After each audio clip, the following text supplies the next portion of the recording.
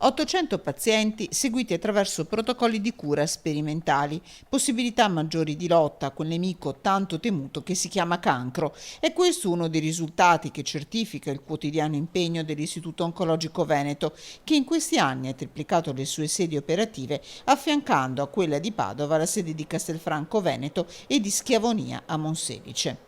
E proprio queste due sedi, come quella di Padova, sono state riconosciute dal Ministero della Salute IRCS. Il percorso quindi è stato poi, a parte la parte documentale, c'è stata una visita di una commissione ministeriale ad ottobre e adesso è arrivato questo splendido risultato.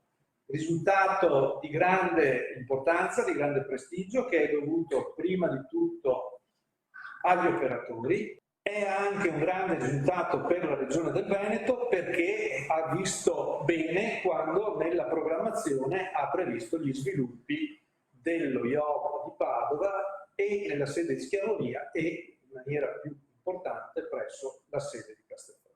Non si è mai fermata in questi mesi l'attività dell'Istituto Oncologico Veneto. A Castelfranco 1900 gli interventi nel 2019, 458 al 24 aprile e sul fronte coronavirus attuate tutte le misure di prevenzione per pazienti e operatori sanitari in tutte le sedi. A Castelfranco 406 tamponi eseguiti su 300 dipendenti con la creazione di appositi servizi di pre-triage agli ingressi.